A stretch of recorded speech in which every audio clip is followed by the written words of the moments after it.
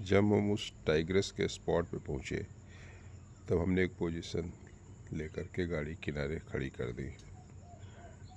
उस दिन चांदनी रात थी, विजिबिलिटी बहुत क्लियर थी, तो हमें उम्मीद थी कि हम 3 लोग हैं, बारी बारी से वेट करते रहेंगे, जगते रहेंगे और वो टाइग्रेस और उसके बच्चे हमें नज़र ज़रूर आएंगे।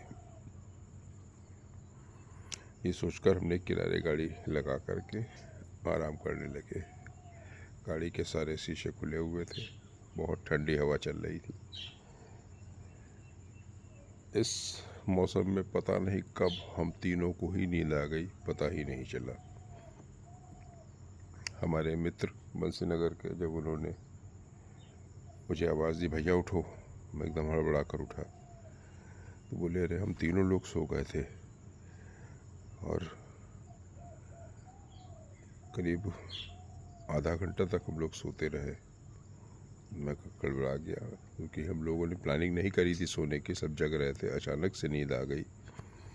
तब हम लोग फिर उसी दिशा में देखने लगे, उसी पीपल के नीचे, झुरमुट के नीचे, जहाँ से टाइगर अक्सर निकलती थी, लेकिन कोई मूवमेंट नहीं था। तब तक मेरे बंसीनगर वाले मित्र की नज़र बगल में पड़ी। उन्होंने मुझसे कहा, भैया वो देखिए क्या चीज़ है। मैंने देखा, ये कार से थोड़ी ही दूर पर एक बड़ा सा काला कुत्ता खड़ा हुआ था। हम सब लोगों ने उसे बड़ी गौर से देखा, काफ़ी बड़े साइज़ का काला कुत्ता था, लेकिन उस जगह पर कुत्ता होने की कोई संभावना नहीं थी क्योंकि वो बिल्कुल जंगल के पास का गन्ने का खेत है। वहाँ दिन में तो लोग आते जाते हैं, लेकिन रात में तो कोई आदमी भी आता जाता नहीं है, तो कुत्ते का तो वहाँ पर सवाल ही नहीं उठता था। हम लोग बड़ा आश्चर्य से सोचने लगे कि कुत्ता यहाँ पे कैसे आया। इतने में वो कुत्ता चलते हुए हमारी कार के नीचे घुस गया।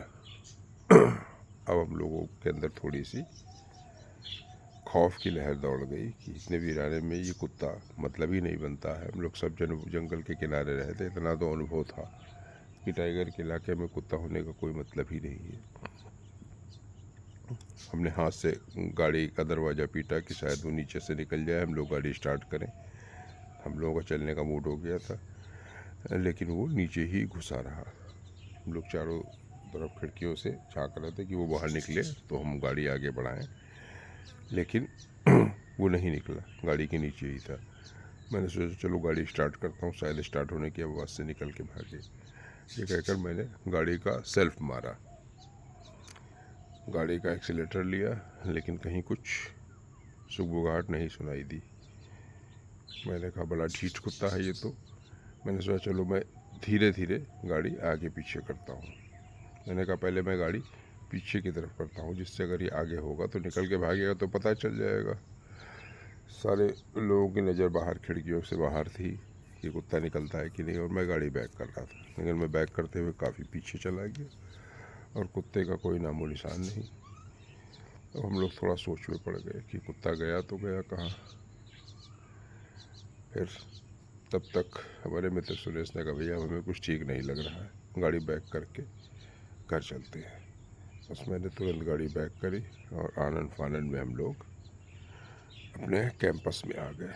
लेकिन आने के बाद हम लोग यही सोच रहे थे कि आखिर वो इतना काला कुत्ता इतने बड़े साइज़ का इतने जंगल के बीच में आया कहाँ से, और अगर आया तो फिर हमारी कार के नीचे जब वो घुसा था उसके बाद वो कहाँ गायब हो गया, क्योंकि एकदम चांदनी रात थी, सब कुछ क्लियर दिख रहा था।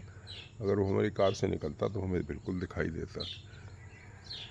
तो ये सोचकर हम लोग थोड़ा सा शंका में पड़ गए, लेकिन जंगल है, जंगल का किनारा है, कुछ भी हो सकता है,